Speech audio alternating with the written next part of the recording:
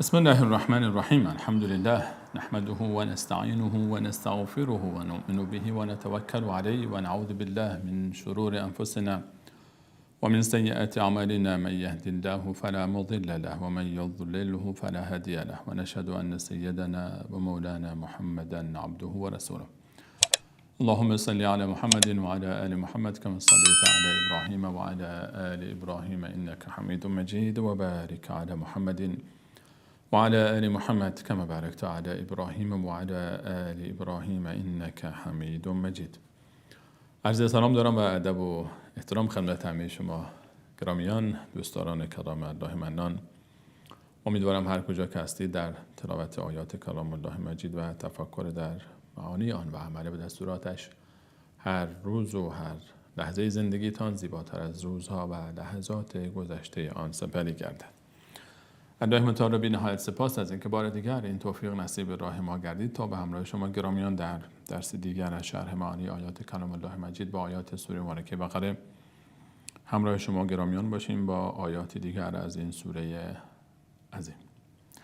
در درس‌های گذشته به همراه شما سروران و گرامیان تا 105 از این سوره رو پیش رفتیم و در این آیات و در این درس هم آیات دیگری از این سوره رو به تلاوت خواهیم گرفت. آیات 106 به بعد از این سوره رو متعال در آیه 106 میفهمد: اعوذ بالله من الشیطان الرجیم بسم الله الرحمن الرحیم ما ننسخ من آیة او ننسها نأتی بخیر منها او مثلها ولم تعلم ان الله على كل شيء قدیر.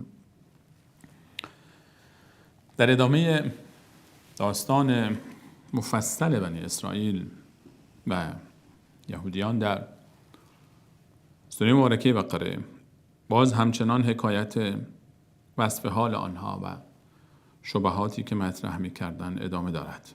یهودیان از آنجایی که خود را پیرو موسی علیه السلام می‌دانستند و این ادعا رو داشتند که ما پیرو تورات هستیم و دیدیم که در همین سوره هم الله متفاوض و اذا قیل لهم آمنوا بما انزل الله قالوا نؤمن بما انزل علينا.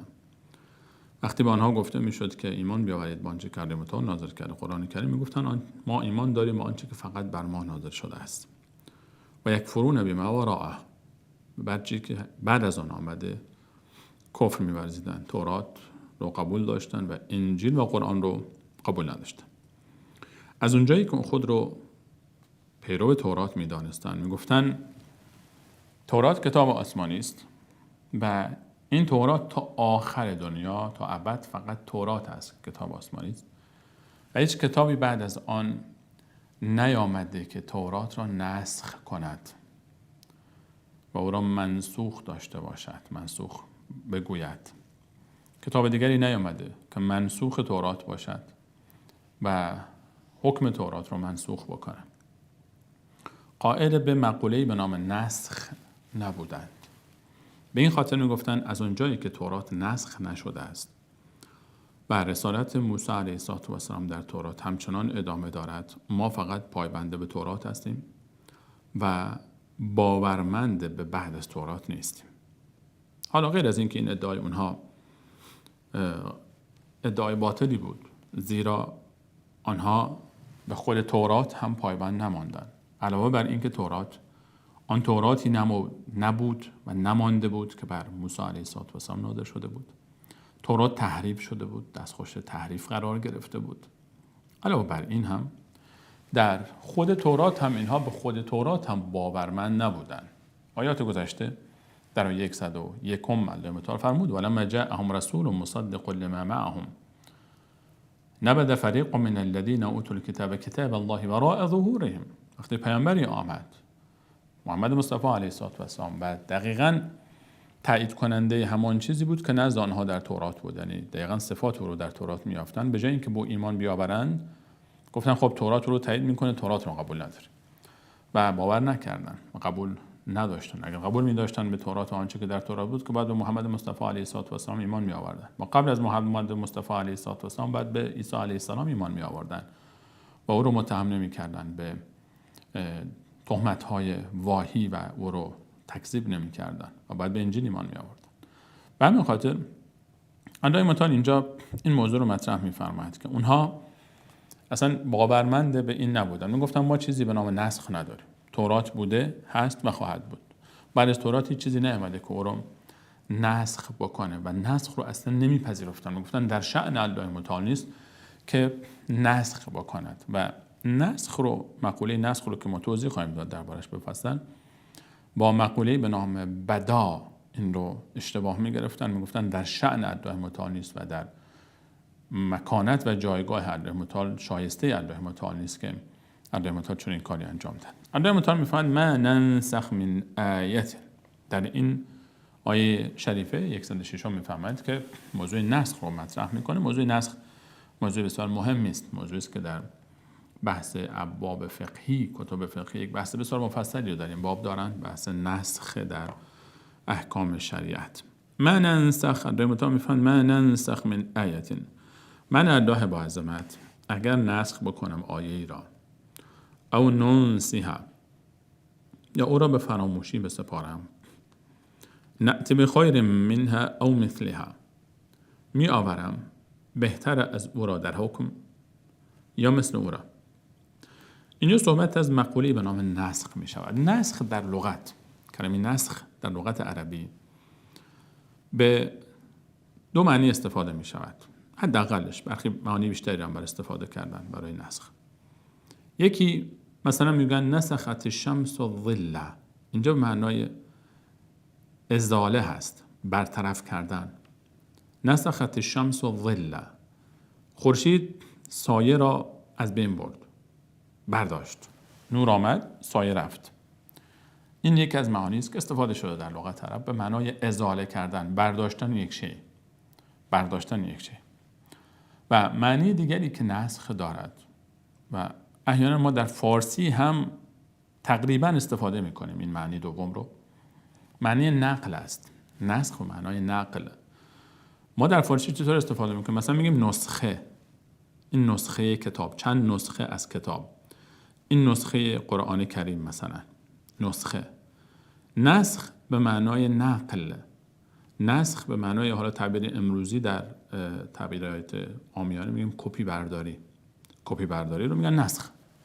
نسخ در خود ادبیات عربی امروزی هم به معنای کپی هم میاد.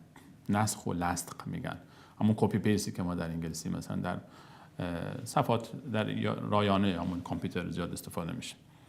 نسخ به معنای نقل، یعنی نوشتن از روی یک نسخه، یک کتابی رو میخواستن که نسخ بکنن، یک نسخه دیگری از او به وجود بیاورن، از روی اون نقل میکردن. هر آن چیزی که در این کتاب است در یک نوشته دیگری نقل میشه. هر آن چیزی که اطلاعاتی که در این است نقل میشه به یک نوشته دیگری و یک کتاب دیگری. اینو میگن نسخ. نسخ، نسخه برداری، نسخه برداری و نقل از یک جا به یک جای دیگر، معنای نقل می آید.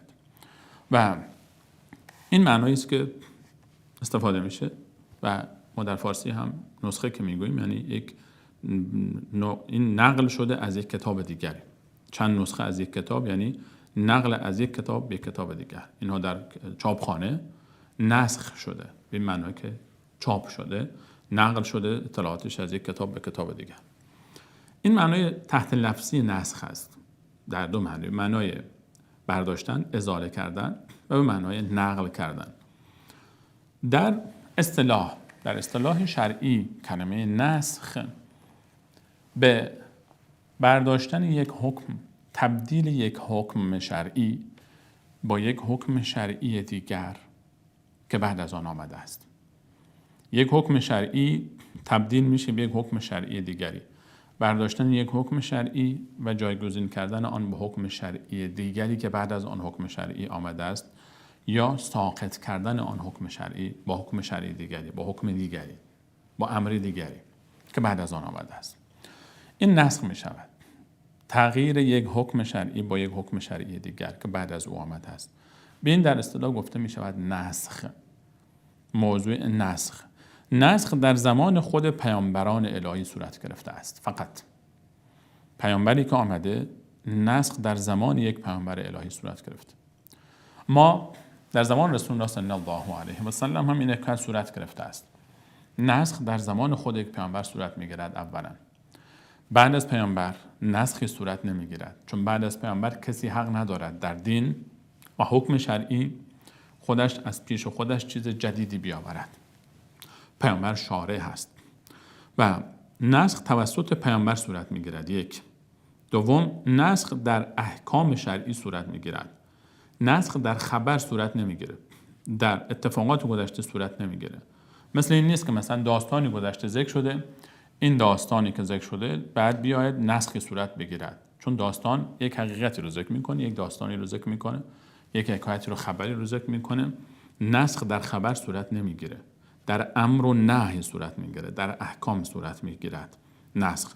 ابواب فقهی علما در این باب فقها بسیار صحبت کردند درباره نسخ و انواع نسخ، که چند نوع نسخ ما داریم، آیاتی که نسخ شدن، چه آیاتی در قرآن کریم نسخ شدن، چه آیاتی نسخ نشدن. غیر و قال زیادی در این باب است که من نمیخوام وارد این تفاصیل بشویم و عزیزانی که اهل فن هستند تفاصیل رو میدانند و برای تفسیر بیشتر حتما به کتب مربوطه مراجعه خواهند کرد. آنچه که الله متعال اینجا اشاره می‌فرماید این است که احیانا ما، خوب دقت بفرمایید، احیانا حکم شرعی در دوره‌ای و زمانه خاص با توجه به شرایط زمان، با توجه به اقتضای زمانه و نیاز زمانه و مخاطبینی که در آن زمان بودند، یک حکم شرعی نازل شده است. بعد از مدت دیگری، مدتی که گذشته، حکم تغییر کرده است. این تغییر حکم که توسط الله یا پیامبر او انجام گرفته است، این می شود نسخ در یک حکم شرعی. احیانا نسخ در شریعت ها صورت گرفته داخل یک شریعت، مثلا در قرآن کریم حکمی آمده، حکم دیگری آمده او رو نسخ کرده، یا بین شریعت دو پیامبر است. قرآن کریم که آمد نسخ کرد هر آنچه که در تورات بود و هر آن چیزی رو که در انجیل بود. احیانا این نسخ در بین احکام، بین شرائع است، یک شریعتی آمده نسخ کرده شریعت قبلی رو، یا این نسخ در داخل احکام خود یک شریعت هست. ما آنچه رو که یهود منکر آن بود، میگفت نسخ وجود ندارد، میگفت نسخ در شأن الله متعال نیست و اون رو تشبیه میکرد با عقیده‌ای به نام بدا. بدا چیست؟ بدا یعنی تجدید نظر، یعنی اینکه یک شخصی یک تصمیم میگیرد، بعداً به این نتیجه میرسه که تصمیم او خطا بوده است، یا این تصمیم گیری از ابتدا به خاطر عدم آگاهی نسبت به موضوع تصمیم اشتباهی بوده است، یا بعداً وقتی وارد موضوع شده به این نتیجه میرسه که این تصمیم درست نیست و نتیجه مطلوبی ندارد و تجدید نظر میکنه، تغییر رأی میدهد شخص به خاطر عدم آگاهی، به خاطر اطلاع نداشتن از نتیجه امر این اتفاق میافتد. در حالی که موضوع نسخ کاملا مغایر است و متفاوت است با موضوع بدا. موضوع نسخ به خاطر عدم آگاهی نیست، به خاطر عدم اطلاع از موضوع و ابعاد موضوع و نتیجه موضوع نیست، بلکه با علم کامل، با احاطه کامل نسبت به موضوع، نسبت به آینده، نسبت به نتایج، نسبت به مخاطبین، بر حسب نیاز، با توجه به اون زمان معین این حکم صادر می شود. بعد از مدتی حکم دیگری می آید که به اقتضای آن زمانه و شرایط جدید است و همه اینها با علم، با حکمت، با درایت، با آگاهی از قبل صادر می شود، با یک برنامه از قبل تعیین شده. این نسخ است. اما بدا این که کسی کاری را انجام میده بعد میفهمه که اشتباه کرده، اون از شأن الله متعال به دور است. بله، در شأن الله متعال نیست که کاری انجام داد و بعداً از اون کاری که انجام داده باشه کار نعوذ بالله اشتباه شده باشه، نتیجه خوبی نداشته باشه و الله متعال به این نتیجه رسیده باشه نعوذ بالله که این اشتباه بوده است. کلا واشا. الله متعال موضوع بدا موضوع دیگری است، موضوع نسخ موضوع دیگری است. جا داره که به یک موضوع دیگه هم اشاره بکنیم. نسخ با تحریف هم فرق میکنه. برخی این موضوع رو با هم، دو موضوع رو با هم اشتباه گرفتن، تحریف و نسخ. تحریف یعنی دستکاری کردن در کتاب آسمانی، دستکاری کردن در آیات قرآن. کسی بیاد آیه قرآن، تورات و انجیل رو دستکاری بکنه، برداره چیز دیگری جای او بگذاره. این تحریف هست، یعنی تغییر و تبدیل آیات الهی به دست بشر، به دست انسان. اما نسخ تغییر و تبدیل یک حکم شرعی به دست خود الله متعال، به دست پیامبر اوست. الله متعال یا پیامبر او. پیامبر هم طبیعتا بدون اذن الله متعال کاری انجام نمیداد. و ما ینطق عن الهوی ان هو الا وحی یوحی. هرچی انجام میداده رسول الله علیه السلام وحی بوده که به او میشده است. و تحریف، نسخ در زمان رسول الله انجام می شود. نسخ در زمان خود یک پیامبر انجام شده. تحریف بعد از پیامبر انجام می شود. نسخ به دست پیامبر انجام می شود. تحریف به دست انسانهایی بعد از پیامبر انجام می شود. نسخ با اراده الهی انجام می شود و علم الهی انجام می شود و حکمت الهی انجام می شود. اما تحریف به دست بشر با نیت سوء و به نیت دشمنی با کتاب الهی و اهدافی که اون فرد تحریف کننده دارد انجام می شود. تحریف یک موضوع کاملا جداست، نسخ یک موضوع کاملا جداست. این رو به خاطر این ذکر می کنم که برخی روایاتی که اشاره دارد که مثلا در قرآن کریم این حکم بوده است بعداً جابجا شده حکم دیگری آمده است، این تحریف نیست، این نسخ است. نسخ رو خود الله متعال میفهمد، نسخ وجود داشته است. احکامی بودن، احکام دیگری آمدن، حکمی برداشته شد، حکم دیگری جای او آمده است. الله متعال میفهمد معنی نسخ من آیه، هر آیه رو که من الله باز من اون رو نسخ بکنم، یعنی اینکه تغییر بدم، تبدیل بکنم رو، او ننسیها یا به فراموشی بسپارم. حکمی بوده، این حکم الان تاریخش تا این حد بوده، این تاریخ حکم تا این لحظه بوده، از این بعد دیگر نیست. نأتی به خیر منها، من الله باز من بهتر از او را می آورم. نأتی به خیر منها، به خیر منها بهتر از او، آیا معنا بهتر از آن آیه هست؟ نه، بهتر از آن حکم نسبت به انسان هاست، نسبت به الله متعال نه، نسبت به انسان ها. نأتی به خیر منها، اگر یک حکمی بوده، آیه این حکمی داشته، آیه را الله متعال برمی‌دارن، حکم دیگری جای اون می آورن، حکم می رود و حکم دیگری می آید. اون حکمی که آمده است به خیر منها، بهتر از اون حکم قبلی است نسبت به انسان ها. اگر اون حکم در مسئله عملی و عبادی اون حکم سنگین تر از حکم قبلی بوده، سخت تر از حکم قبلی بوده، خب اجر پاداشش بیشتره، به همین خاطر بهتره، چون ثوابش بیشتره، پس بهتر از اوست. اگر آن حکمی است که آسان تر است، خب چون آسان تر است، آسانگیری شده، پس این آسانگیری برای مردم بهتر است. اون حکم جدیدی که آمده اگر سخت تر است، خب اجر پاداشش بیشتر بوده، پس خیر است، بهتر است. اگر حکم آسانگیری در او بوده، خب این حکم آسان تر است، پس باز هم بهتر است برای انسان ها. پس در هر حالت نأتی به خیر منها او مثلها، نأتی به خیر منها، بهتر از او رو که اشاره کردیم. در هر دو حالت، چه حکم سنگینتری آمده باشد که ثوابش بیشتره، چه حکم سبکتری آمده باشد که انجامش بهتر است، راحت تر است، هر دو تا خیر است برای مؤمنان. برای مؤمنان نأتی به خیر منها او مثلها، یا مثل آن را آوردیم. خب اگر اون بحث خیر بودنش رو خب متوجه شدیم، وقتی که یک نسخی می شود بهتر از اون می آید، چه در اجر و پاداش، چه در انجام اون حکم ساده تر که بعداً می آید، این رو خب متوجه شد. اگر مثل آن بیاید، چه حکمتی در اوست، چه خیری در اوست. وقتی مثل او بیاید، در مثل او الله متعال برای ما چه خیری گذاشته است، ابتلا و آزمایش است. وقتی که حکمی مثل حکم قبلی می آید، تغییر حکم، الله متعال در موضوع تغییر قبله از مسجد الاقصی به مسجد الحرام که انجام شد در مدینه منوره، مسلمانان 13 سال در مکه و حدود 16 یا 17 ماه در مدینه منوره به سوی مسجد الاقصی در قدس شریف نماز می‌خواندند. بعد از آن آیه نازل شد که به سوی مکه مکرمه شما نماز بخوانید. به همین خاطر تغییر مسیر دادن و به سمت کعبه نماز خواندن. این نسخ حکم قبلی با آمدن یک حکم جدید است.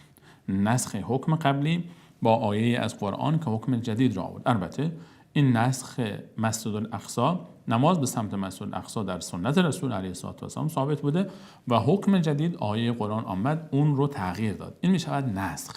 نسخی مثل اون، قبل اون طرف بود الان شد این طرف.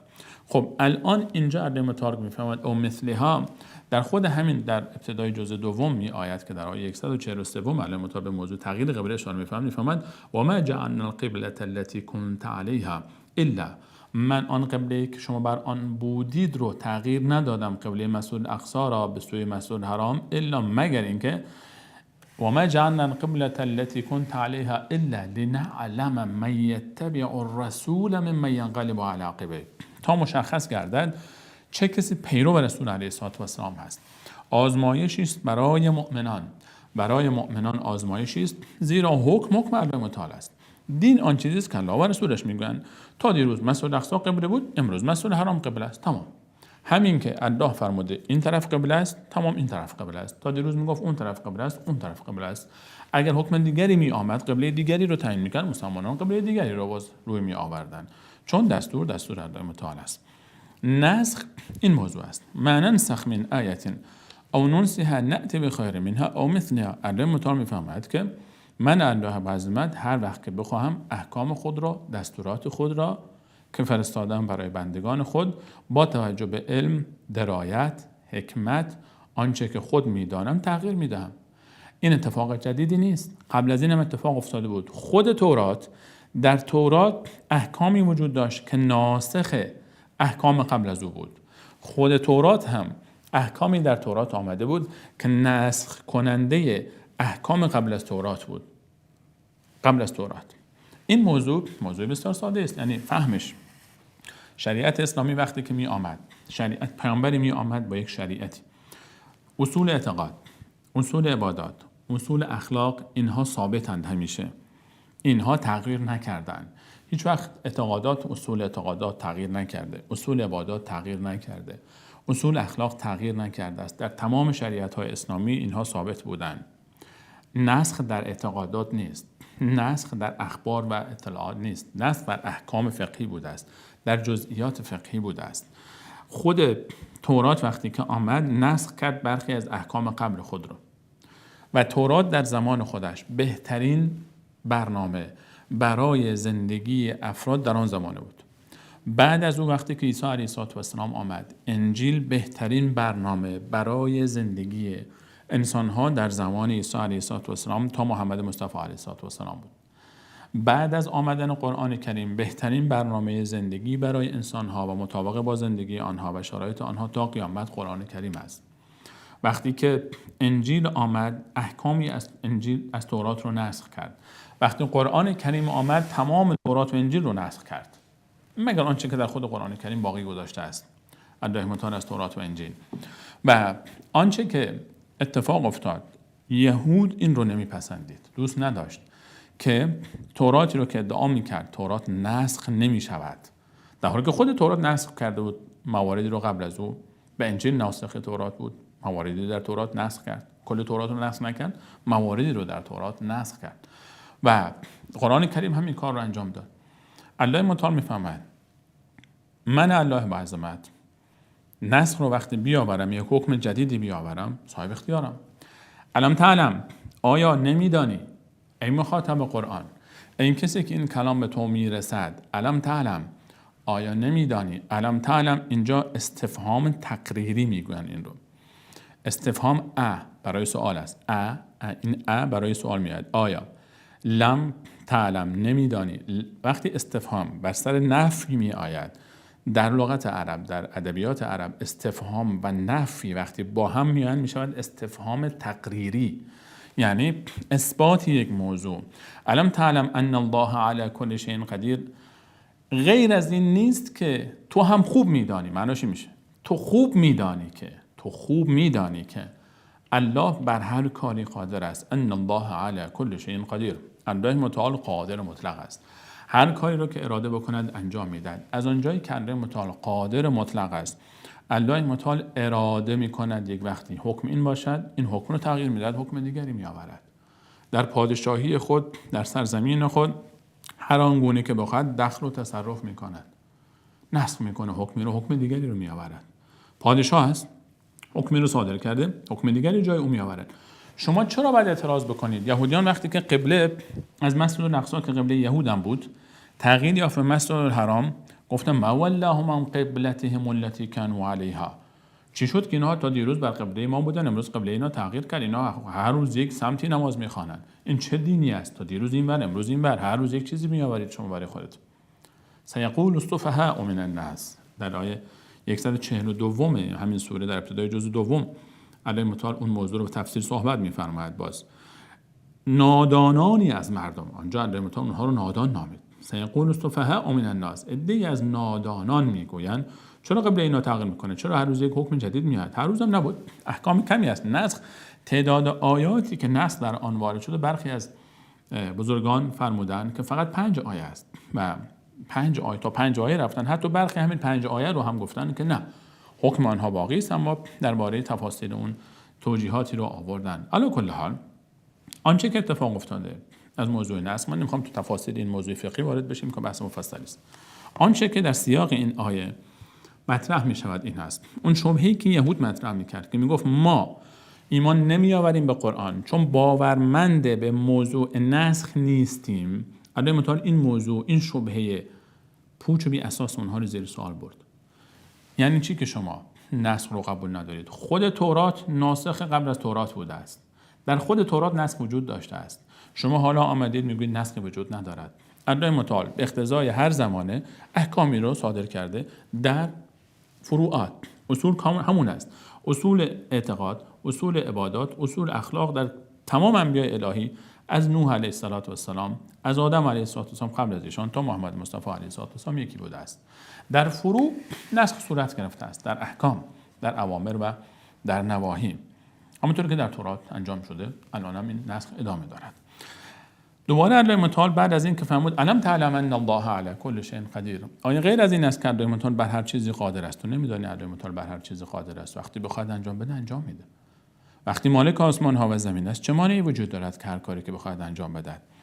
الم تعلم دوباره باز یک استفهام تقریری داریم، مثل الم تعلم آیه قبل، به این معنی که تو خوب میدانی ای محمد مصطفی علیه السلام. در وهله اول خطاب به رسول علیه السلام بوده است این آیه، و در وهله بعدی خطاب به هر کسی که مخاطب قرآن است. این مخاطب قرآن، تو خوب میدانی، الم تعلم آیا نمیدانی، به این معنی است که تو خوب میدانی، استفهام تقریری است، یعنی ثابت کردن یک موضوع. تو خوب میدانی ان الله له ملک السماوات والارض، الله متعال ان الله له ملک السماوات والارض، الله متعال است که پادشاهی آسمان ها و زمین از آن اوست. ملک، پادشاهی، ملک آسمان ها و زمین، پادشاهی آسمان ها و زمین از آن الله متعال است. قل اللهم مالک الملک تؤتی الملک من تشاء و تنزع الملک ممن تشاء و تعز من تشاء و تذل من تشاء بیدک الخیر انک علی کل شیء قدیر. بگو یا الله ای پادشاه آسمان ها و زمین، به هر کسی که بخواهی پادشاهی میدهی، از هر کسی که بخواهی پادشاهی رو میگیری، پادشاهی جزئی که برای یک مدت معینی به یک کسی در یک محدوده معینی برای انسانی میدهد، او را به او میدهی، هر کسی رو که بخواهی میگیری، هر کسی رو بخواهی عزت میدهی و هر کسی رو که بخواهی ذلت میدهی و ذلیل میکنی و خیر همه به دست توست و تو بر هر چیزی قادر هستی. در سوره مبارکه آل عمران آیه 26 الله متعال میفرماید که الم تعلم، آیا نمیدانی، تو خوب میدانی، ان الله له ملک السماوات والارض، مالک آسمان ها و زمین، خالق آسمان ها و زمین، مدیر و مدبر آسمان ها و زمین، حاکم آسمان ها و زمین، مالک الملک الله متعال است. وقتی الله متعال است، حکم خود را آنگونه‌ای که بخواهد امر میکنه، آنگونه‌ای که بخواهد نهی میکنه، هر وقت بخواهد حکم رو تغییر بده تغییر میده، هر وقت بخواهد تغییر بده تغییر میدهد. اون پادشاه است، پادشاه آسمان ها و زمین است. و ما لکم من دون الله من ولی ولا نصیر، به غیر از الله متعال هیچ ولی، هیچ سرپرستی، کارسازی برای شما وجود ندارد و هیچ یاوری برای شما وجود ندارد. الله متعال است، الله متعال است، الله متعال است که این گونه است. این آیه رو یک بار سوای سیاقی که آیه دارد بخوانیم با هم. آیه 107 سوره مبارکه بقره. الم تعلم ان الله له ملک السماوات والارض، آیا نمیدانی؟ استفهام تقریری به معنای اینکه خوب میدانی. الم تعلم، خوب میدانی، ان الله له ملک السماوات والارض، پادشاهی آسمان ها و زمین از آن الله متعال است. تو که خوب میدانی، خوب میدانی که الله هست که آسمان ها و زمین رو پادشاهی میکنه.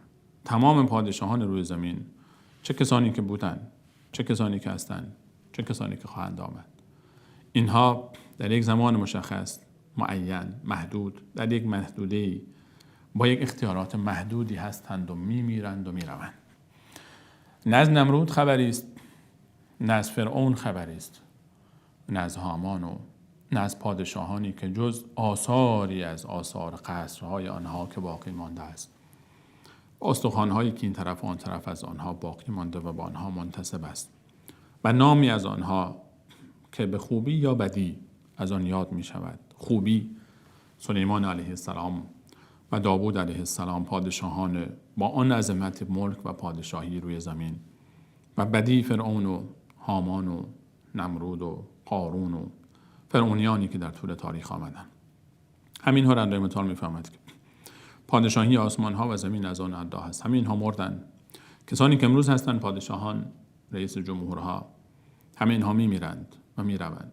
200 سال پیش هیچ انسانی از آنهایی که امروز روی زمین هستند روی زمین نبودند. 200 سال پیش ما کسانی که فعلا روی زمین هستیم هیچ کدام نبودیم. یک نسل دیگری بودند که گمان می‌کردند دنیا برای آنها همیشه خواهد ماند. مردند، رفتند، میلیاردها نفر. ما نه نامی از آنها داریم، نه نشانی از آنها. 200 سال بعد یکی خواهد آمد و این کلامی را که من میگویم درباره من و تو خواهد گفت. خواهد گفت که قبل از ما انسان‌هایی بودند در قرن 20 و 21 زندگی می‌کردند، مردند و رفتند و دیگر هیچ نامی از من و تو نخواهد ماند. نه من نه تو نام جدمان را نمی‌دانیم. محدود افرادی اگر باشند بدانند که جدشان کی بود و که بود. ما 100 سال گذشته خود را نمی‌دانیم چه کسانی بودند. کسانی که مردند و رفتند و خانه‌های آنها را آبا و اجداد ما به ارث بردند. آنها مردند، برای ما ماند، ما می‌میریم، برای بعدی‌ها می‌ماند. و این سلسله ادامه دارد. برای هیچ کسی نمی‌ماند. ولله میراث السماوات والارض. و الله متعال مالک آسمان‌ها و زمین پادشاهی خود را به ارث می‌برد. برای هیچ کسی نمی‌ماند. علم تعلم ان الله له ملک السماوات والارض. خوب می‌دانی که فقط الله متعال است که مالک آسمان‌ها و زمین، پادشاه حقیقی آسمان‌ها و زمین است. بشین با خودتی کمی فکر بکن. ببین کجای این معادله هستی. 8 میلیارد انسان روی زمین فعلا. من و تو یکی از اینها هستیم و همه ما از بین خواهیم رفت و خواهیم مرد و هر کدام تنها داخل قبر خواهیم رفت با کفن خود و پرونده ما در این دنیا بسته خواهد شد و خورشید بعد از مرگ من و تو باز طلوع خواهد کرد و ماه باز زیبایی خود رو در شبها به رخ انسان‌های دیگری خواهد کشید. آفتاب می آید و پاییز و زمستان، سپس دوباره بهار و تابستان و باز پاییز و زمستان تکرار می شود. اما من و تو میمانیم و اعمالمان و ما لکم من دون الله من ولی ولا نصیر. غیر از الله متعال هیچ سرپرست و یاور و دوستی نداری. هیچ سرپرستی برای تو نیست. هیچ یاوری نداری. و ما لکم من دون الله من ولی ولا نصیر. باید این آیه رو با تمام وجودت، با تک تک سلولهای بدنت احساس کنی که هیچ کسی در این دنیا به مانند الله تو را دوست ندارد و هیچ کسی یاور تو نیست در این دنیا به غیر از الله متعال. و ما لکم من دون الله، نیست برای شما به غیر از الله متعال من ولی، نه سرپرستی داری، نه ولی امری داری، نه دوست و یاوری داری. فقط الله متعال است که سرپرست حقیقی توست و دوست و یاور حقیقی توست. وقتی انسان میبینه که در این دنیا چگونه دوستان انسان، اطرافیان انسان، پدر و مادر، خواهر و برادر، فرزند، همسر، انسان رو ترک میکنند و میروند و تنها میماند. چه بسیار انسانهایی که مردند و وقتی که میمیرند همسر اونها میرود با کس دیگری ازدواج میکنه. همون همسری که عاشق این بود و هرگز دوری او رو نمیتونست تحمل بکنه، مدتی بعد از مرگش گریه میکنه و اشک میریزه و بعد به عقد کس دیگری در میاد. این حقیقت دنیای ماست. فرزندی که این همه برای او من و تو تلاش میکنیم و زحمت میکشیم، بعد از مرگ من و تو اگر فرزند صالح باشد دعایی برای من تو خواهد کرد و اگر نه برای من و تو بر سر اموال من و تو جنگ و دعوا خواهند داشت.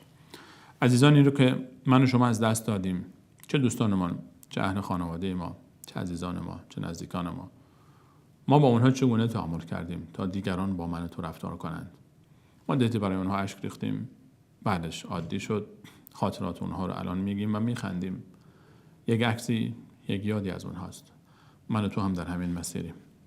و ما لکم من دون الله من ولی ولا نصیر. غیر از الله متعال هیچ کسی یاور تو نیست.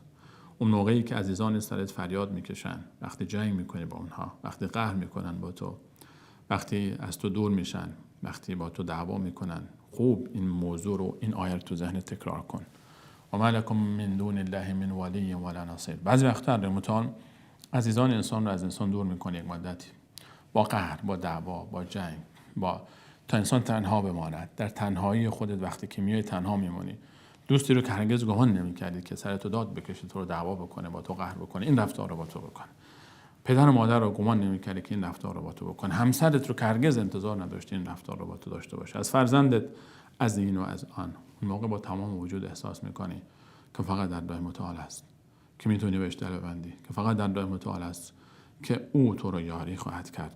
هیچ کسی رو غیر از الله متعال نداری. موقعی که داخل قبر گذاشته میشویم من و تو، به والله اگر کسی حاضر باشه داخل قبر و من و تو نیم ساعت بنشه، هیچ کسی حاضر نخواهد شد. نه پولت، نه پست و مقامت، نه مدرک و تحصیلت، نه آنچه که در دنیا باقی گذاشتی، هیچ کدوم با تو نخواهد آمد. و همه چیز از بین خواهد رفت. پادشاه رو در قبر میگذارن و پادشاهی رو برمیگردانند. تاجر رو میگذارن و تجارتش رو برمیگردانند.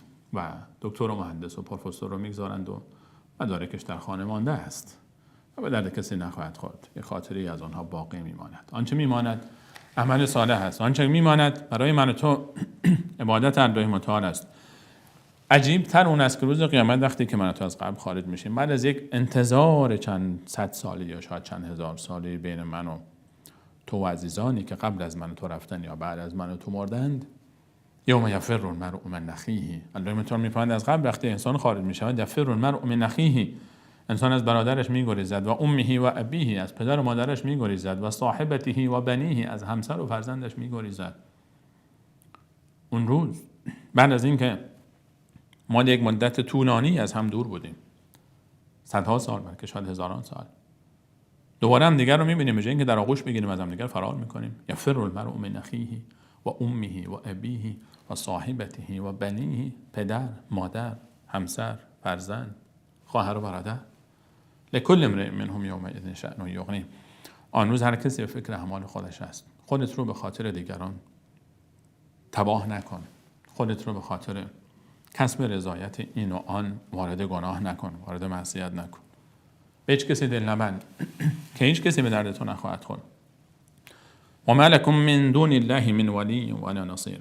هیچ کسی غیر از الله متعال ولی، سرپرست و یاورتون نیست. ثابته خود رو بر الله متعال درست کن. و توکل علی الحی الذی لا یموت. فقط به اون ذاتی توکل کن که همیشه زنده است و نمیمیرد. به کسی که میمیرد توکل نکن. به چیزی دل خوش کن که مرگ نتواند او را از تو بگیرد. در دنیا به چیزی شاد باش، به چیزی دل ببند که مرگ نتواند او را از تو جدا کند. هر چیزی که مرگ او را از تو جدا میکنه، او دل نبند. اذیت میشی، آزار میبینی، تنها میمونی، بدبخت میشی، در به در میشی. رابطه خود رو با رب خودت درست بکن. مجبوری درست بکنی، راهی نداری جز این. قبر پیش روی توست، مرگ پیش روی توست و میری داخل قبر. هیچ کسی به درد تو نخواهد خورد. به والله اگر عزیزترین افراد تو جنازه تو رو بعد از مرگت تحمل بکنن. این حقیقت دنیاست. باید بپذیری، باید بدونی که و ما لکم من دون الله من ولی ولا نصیر. او بیشتر از هر کسی تو رو دوست داره. بیشتر از پدرت، بیشتر از مادرت، بیشتر از خودت تو رو دوست داره. رابطه خود رو با الله متعال درست بکن. برگرد داشتی بکن. برگرد تا فرصت هست رابطه خود رو با الله متعال درست بکن. ام تريدون ان تسألوا رسولكم كما سئل موسى من قبل. در ادامه الله متعال میفرماید خطاب به مؤمنان در یک تفسیر و خطاب به بنی اسرائیل در تفسیر دیگر. ام تريدون، آیا میخواهید ان تسألوا رسولكم که سوال بکنید از پیامبرتون کما سئل موسی من قبل، آنگونه‌ای که موسی علیه السلام قبل از این سوال میشد. آیا شما میخواهید که ای یهودیان، در تعبیری که برخی از مفسرین گفتن این در سیاق آیات گذشته برمیگردد به حکایت یهود، ام تريدون ان تسالوا رسولكم كما سئل موسی من قبل، آیا شما هم میخواهید پیامبری که پیش شما آمده است همان گونه‌ای که در زمان موسی علیه السلام بنی اسرائیل با موسی رفتار کردن، شما با این پیامبر رفتار میکنید، این گونه همون سوالهایی رو میکنید، درخواستهایی رو میکنید که آنها میکردن. در سوره مبارکه نساء بیشتر توضیح داده میشه این موضوع. یسألک اهل الکتاب ان تنزل علیهم کتابا من السماء، اهل کتاب از تو میخوان که از آسمان بر اونها کتاب بیاری. فقط سأل موسی اکبر من ذلک، قبل از این از موسی علیه السلام بیشتر از این رو خواستن، فقالوا ارینا الله جهره، گفتن الله رو ما نشان بده. اینا که فقط میگن کتابی بیار زیر بغلت باشه ما ببینیم، اونا گفتن الله رو ما نشان بده. الله متعال میفهمد آیا شما هم میخواهید که به مانند موسی علیه السلام رفتار بشه با محمد صلی الله علیه و سلم، آنگونه‌ای که با موسی رفتار کردن همین کار رو میکنید شما.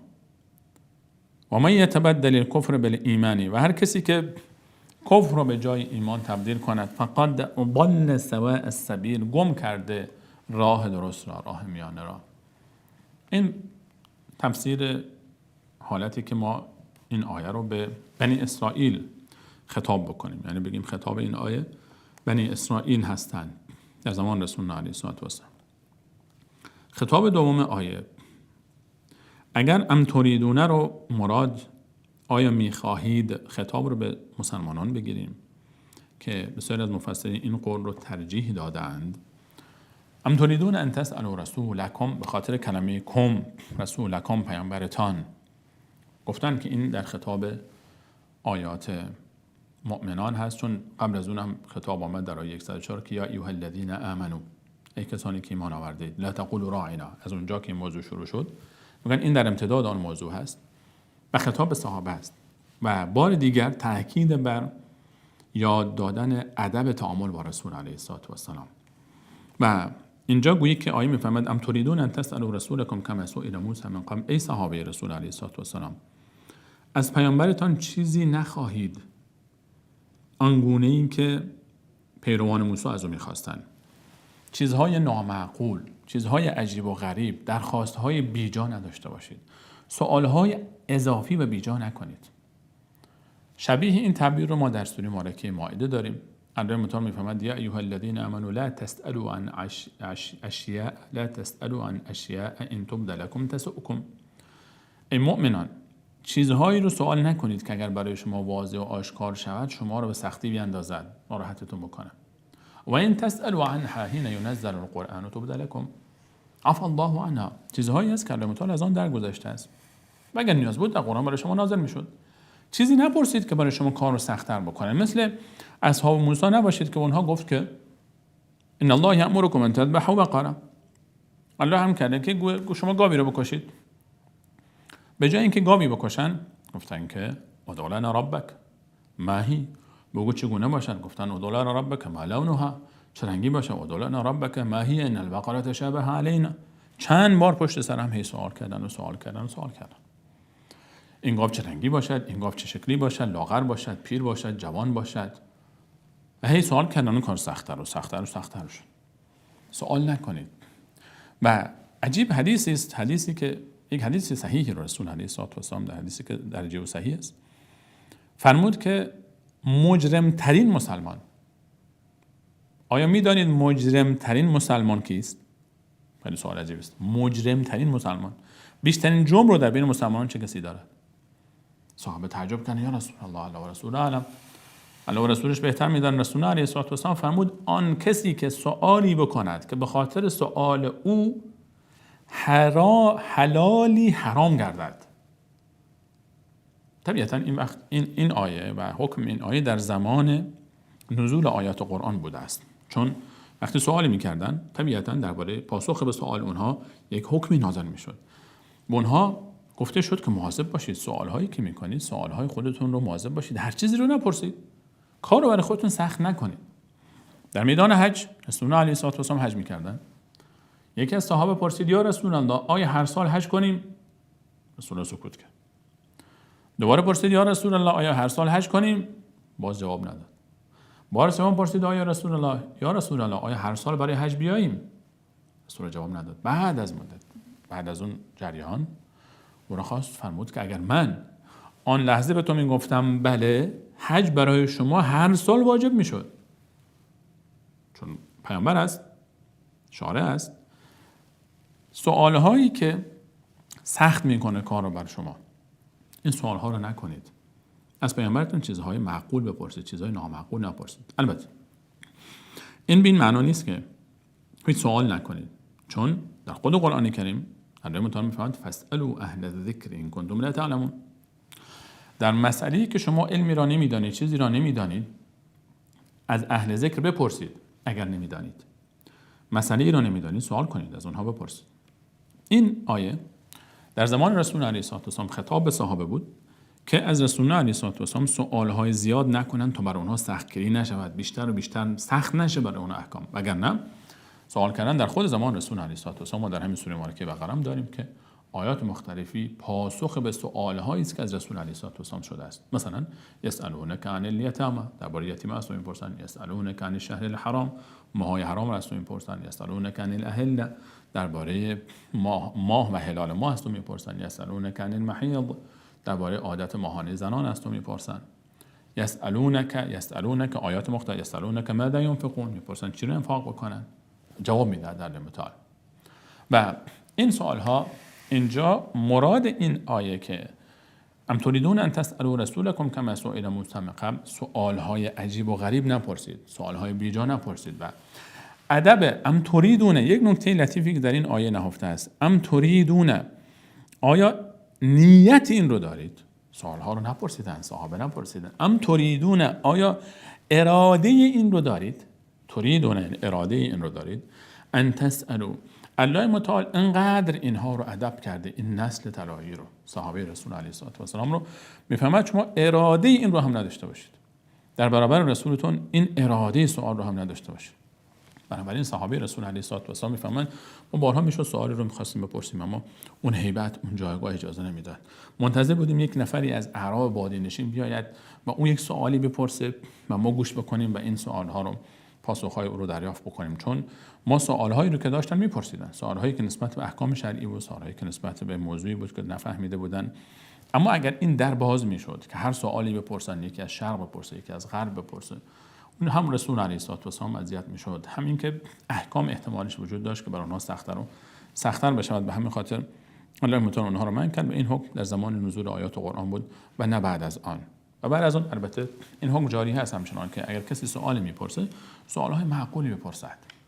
وقتی کسی سوال میپرسه، بعد سوالهای میپرسن عجیب و غریب، چیزی که اتفاق نیفتاده، تخیلات ذهنی خودشون رو میان از فقها میپرسن. و این سوالها رو پریز بکنید. چیزی که انسان در واقع عملی زندگی خود با او درگیر شده است، یک مسئله رو با او درگیر است، یک اتفاقی افتاده، الان حکم او رو نمیداند، خب این رو باید بپرسه. فاسألوا اهل الذکر ان کنتم لا تعلمون. اگر چیزی رو نمیدانید از اهل دانستن، اهل علم بپرسید. اما اینکه بنشینه و تخیل بکنه و تصور بکنه، پیش خودش همینجوری خیال بافی بکنه، چیزایی که وجود نداره، سوالهای بتراشه، بعد این سوال رو بفرسته، به این زنگ بزن، به اون زنگ بزن، از این بپرس، از اون بپرس، از این موارد منع شده است در این آیه و شایسته نیست برای انسان مسلمان که در این باب وارد شود. سوالهای خصوصا سوالهایی که در بحث اعتقادی است، سوالهایی که موضوعاتی است که موضوعات خطرناک اعتقادی است و الله متعال فرمود که و من یتبدل الکفر، نشود سوالهایی بپرسید، درخواستهایی بیجا بکنید به مانند آنچه که از موسی علیه السلام خواستند و مواردی که شما را به کفر بکشاند.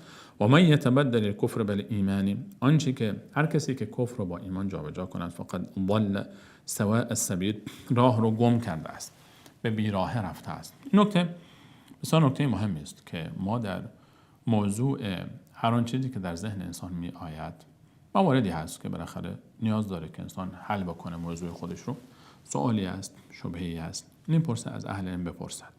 این باز هم تاکید میکنم که این آیه مراد این نیست که کسی سوال نپرسد. آیات دیگر قرآن دعوت به سوال میکنند. فاسألوا اهل الذکر ان کنتم لا تعلمون. مراد این هست که مواردی که نه نیازی هست پرسیده شود، نه خیری هست از دانستن این سوال و پرسیدن این سوال. یک مسئله از شما میپرسید، خب عمل میکنید بهش در زندگی روزمره، در معاملات، در معاشرات، در عبادات، در حلال و حرام، در مسائلی که مرتبط به نماز است، روزه است، زکات است، حج است. یک مسئله پیش آمده الان طرف نمیداره حکمشو، باید بپرسه. اما مسائلی است که اصلا وجود ندارد، اتفاقی نیست، تخیلات است، تصورات است، دانستنش ندانستنش هیچ تأثیری در ایمان ندارد، نه تأثیری در عمل ما دارد، نه تأثیری در زندگی ما دارد. از این سوالها باید پرهیز کرد. ود کثیر من اهل الکتاب، در ادامه عرض متعال می‌فرماید که حالا آیه قبل رو اشاره کردیم که دو تفسیر داره، یکی مؤمنین و یکی هم تفسیر بود به بنی اسرائیل، حتی که این فرصت رو غنیمت بدانید. بنی اسرائیل، این پیامبری که آمده است با ایمان بیاورید، نشود به مانند کسانی باشید که زمان موسی علیه السلام با ایمان نیاوردن. شما هم به جای اینکه به این پیامبر جدید ایمان بیاورید فقط همون راه رو پیش ببرید. بر کسی که به جای اینکه ایمان آورد به سمت کفر برود فقط ضل سواء السبیل، راه رو گم کرده است و بیراه رفته است.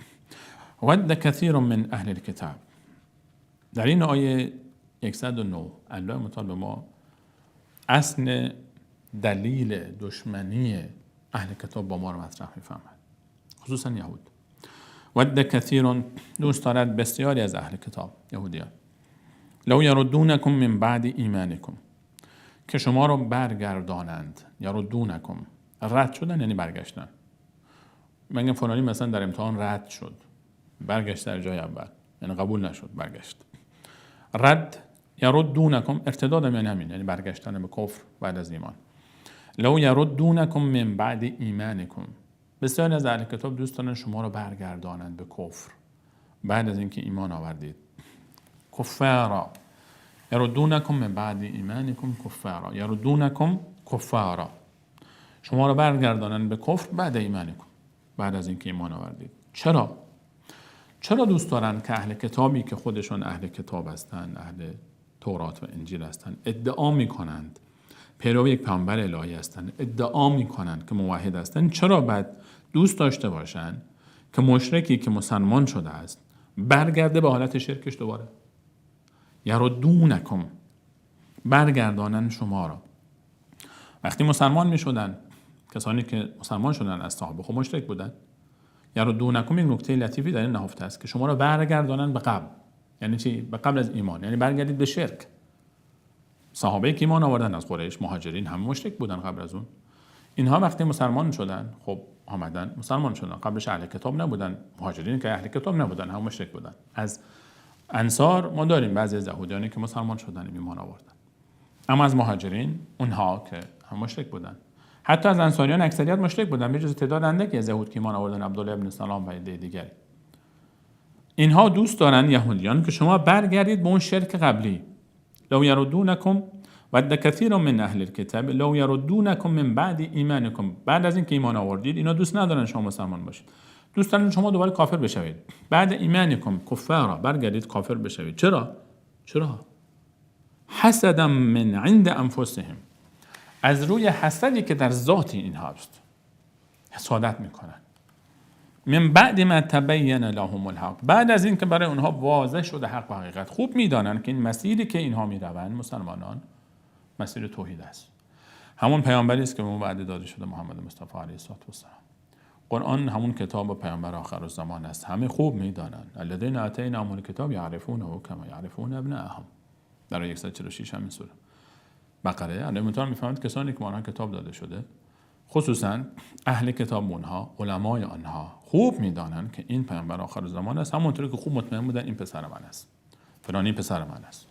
همونطور که مطمئن بود فلانی پسر من است، مطمئن بود که این پیامبر آخر الزمان است.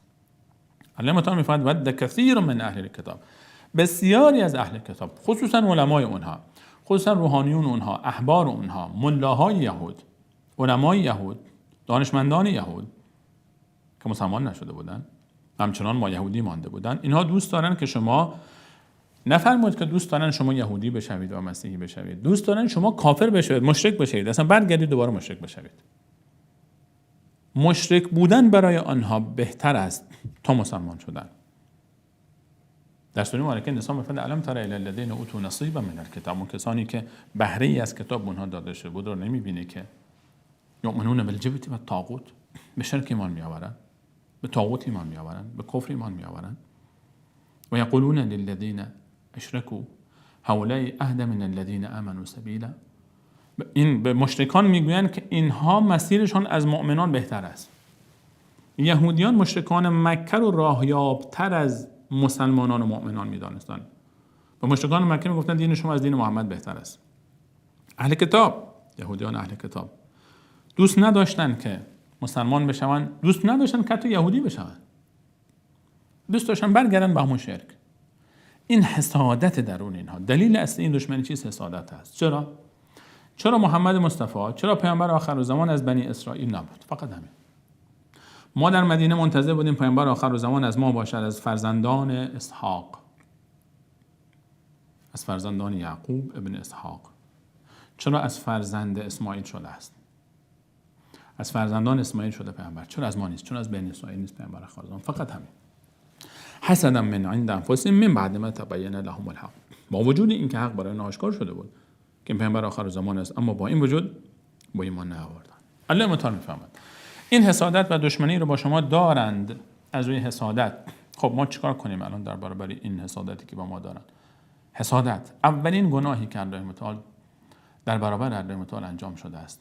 اولین معصیتی که انجام پذیرفته در تاریخ، حسادت شیطان به آدم علیه السلام، حسادت فرزندان آدم به یکدیگر. حسادت درد بسیار بزرگی است. الله متعال میفرماید فعفو، فعلا ببخشید اونها رو، واصفحوا، چشم پوشی کنید. صفح این قسمت گردن میکن، صورتتون رو برگردانید، درگذر بشید، اصلا به دنبال ملامتشون رو نباشید، فعلا به فکر انتقام از اونها هم نباشید. این درخواست در الله متعال در شرایطی بود که از اونها میخواست فعلا سکوت کنید، فعلا کاری نکنید.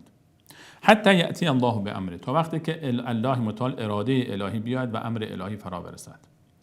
تا وقتی که امر الهی فرا برسد و اراده الهی برا برسد، شما فعلا اینا رو تحمل کنید، با اینا کاری نداشته باشید. این آیه از اونها میخواست که اونها آرام باشن، فعلا کاری نکنن، نه به این خاطر که زور اونها به اونها نمیرسید. این آیه در مدینه نازل شده. ابوبکر هست، عمر هست، عثمان هست، حیدر هست، طلحه هست، زبیر هست، سعد هست، ابن ابی وقاص، سعید ابن وقاص. هر کدوم از اینها پهلوانی است. ابو عبیده، عبدالرحمن ابن عوف، حمزه ابن عبدالمطلب، پهلوانانی. سعد ابن معاذ، سعد ابن عباده، هر کدوم از اینها یک پهلوانی است برای خودش. هر کدوم از اینها رو رسول الله دستور میداد، اینا رو قلقم میکردن. اما شما فعلا خودتون رو نگه دارید، صبر کنید، استقامت کنید، تحمل کنید. شما شخصیتشون شخصیت قوی هست که فعلا بگذارید اینا رو. فعلا با اینا کاری نداشته باشید تا الله متعال به شما این اجازه رو بدهد. فعلا خویشتن داری نشان بدید. تا آیات بعدی که نازل شد، آیات جهاد. تا وقتی دستور جهاد داده شد، بعد با اینها رسول الله علیه و سلم وارد نبرد شد و همین نوری که پس از دیگری از مدینه از بین برد و اخراج کرد. دو طایفه اخراج کرد، یک طایفه بنی قریظه که کلا از بین برد. اونها وارد جهاد شد. این حکم حتی یأتی امر الله، حتی یأتی الله به امره، تا الله متعال امر خود را نازل فرماید، یعنی امر جهاد رو، تا الله متعال دستور جهاد داد، فعلا خویشتن داری کنید. ان الله علی کل شیء قدیر. الله متعال هر چیزی که بخواهد قادر است. الله متعال میتونه همین رو در یک لحظه از بین ببرد. به شما میفهمد که صبر کنید. این آیه حکم شمشیران برای کسانی که در شرایطی هستند که آمادگی برای جنگ ندارند، توانایی برای جنگ ندارند، فقها نوشتن که باقی است. برخی فقها این آیه رو منسوخ دانستن با حکم آیات جهاد که بعداً آمد. برخی گفتن نه، حکم آیات جهاد در خود جای خودش باقی است، اینم در جای خودش باقی است. این آیه در شرایطی که فردی در شرایط زندگی میکنه که این توانمندی رو نداره، فعلا شرایط به اجازه نمیدهد، کشتن داری نشان بدن، صبر بکند. این برای کسی است که در شرایطی است که نمیتواند دفاع بکند از خود. فعلا صبر بکنه، چشم پوشی بکنه، تحمل بکنه تا الله متعال به این توانمندی رو بده، یا هجرت بکنه، یا این قدرت رو داشته باشه، یا این توانمندی رو داشته باشه. این در شرایطی است که یک عده‌ای در ضعف، مجموعه‌ای از مسلمانان در ضعف هستن، نمیتونن، توانمندی رو ندارن، آمادگی بگیرن، توانمند بشن، اسباب رو رعایت بکنن، به جایی برسن که بتوانن از خود دفاع بکنن. تا اون لحظه صبر بکنن، چشم پوشی بکنن، الله متعال به اونها اجر و پاداش میدهد. المتان اگر بخواهد میتونه از بین ببره، ولی سنت الهی بر این است که اونها هم مهلت میده، مسلمان‌ها را مهلت میده تا اونها را آزمایش بکنه، ابتلا بکنه، تا خود رو مجهز بکنن، مسلح بکنن و میدان آزمایش است. در ادامه علی مطهر میفهمد بعد از اینکه شما صبر میکنید و اقیموا الصلاة، نماز را برپا دارید، مسلح بشید به سلاح نماز، رابطه خود را با الله قوی بکنید، عباداتتون رو پررنگ کنید و اتوا الزکات، زکات را پرداخت بکنید، حق الله را برپا دارید، حق بندگان او رو زکات بدید، مالتون رو از حرص، از بخل خودتون رو دور کنید و خود من اموالهم صدقه تطهرهم، بعد متون میفهمند از اموال اونها صدقه بگیر، اونها رو پاک کن با این اموال. زکات هم پاک میکنه صاحب مال رو، هم پاک میکنه ثروتمند رو از بخل، از حسادت، و هم فقیر رو هم پاک میکنه از کینه، از انتقام، از اینکه بغض انسانهای پولدار رو در دل داشته باشه. و زکات کمک میکنه، امنیت جامعه رو تامین میکنه. زکات ثروتمند پولش رو بده به فقرا تا فقرا هم در این شرایط نمانه. و ما تقدموا لانفسکم من خیر، و آنچه که پیش میفرستید برای خودتان، هر خیری که پیش میفرستید، تجدوه عند الله، نزد الله متعال برای شما محفوظ باقی میماند. صدقه بدید، خیر بفرستید، عبادت بکنید، ذکر بکنید، طاعت انجام بدید، هر خیری که انجام بدید نزد الله متعال برای شما محفوظ است. مسلح بکنید خودتون رو تا وقتی که مسلح میشید، تا وقتی که آمادگی میگیرید، ذکر، عبادت، تربیت، مسلح بکنید خودتون رو با سلاح ایمان، با سلاح عبادت، با سلاح جهاد. و اعدوا لهم ما استطعتم من قوة و من رباط الخیل، آمادگی بگیرید برای نبرد. در شرایط ضعف هستید، فعلا صبر کنید، تحمل کنید، استقامت داشته باشید، آمادگی بگیرید. هم آمادگی روحی و ایمانی بگیرید، هم آمادگی جسمی بگیرید، هم آمادگی مالی بگیرید. فقرای خودتون رو، مستمندان خودتون رو کمک بکنید، کارهای خیر انجام بدید، جامعه رو آماده بکنید برای نبرد و مبارزه برای گرفتن حق خودتان از ظالم، و آمادگی بگیرید برای آن روز. و ما تقدموا لانفسکم من خیر تجدوه عند الله، هر آنچه که در این میدان خرج میکنید برای تجهیز، برای آمادگی، برای سلاح، برای تربیت، برای بارور ساختن جامعه، برای تربیت جامعه، برای تقویت جامعه، برای ایجاد قدرت در جامعه خرج میکنید، نزد الله متعال برای شما باقی است. در میدان قدرتمند ساختن جامعه از همه لحاظ، از لحاظ ایمانی، از لحاظ علمی، از لحاظ توانمندی، از لحاظ سلاح، از لحاظ دفاع، این هر چه خرج بکنید نزد الله متعال خواهید یافت. ان الله بما تعملون بصیر، الله متعال به هر کاری که شما انجام میدید آگاه است، میبیند. الله متعال تمام تلاش‌های شما رو با شما به شما پس خواهد داد و اجر پاداش برای شما محفوظ خواهد ماند. در رشد جامعه خود کمک بکنید. الان اگر زورتان نمیرسه از خودتون دفاع بکنید، در برابر ظالمان جامعه را آماده بکنید، برنامه داشته باشید، پلان داشته باشید تا جامعه دیگر از این ضعف و ناتوانی خارج بشود و دیگر نتوانند دشمنان شما هر کاری بخواهند با شما انجام دهند. تشکر میکنم از اینکه تا این لحظه ما رو یاری کردید. در برنامه دیگر به همراه شما سروران آیات دیگری رو به تلاوت خواهیم گرفت. تا آن لحظه شما سروران به الله متعال میسپارم. الله یار و نگهدارتان.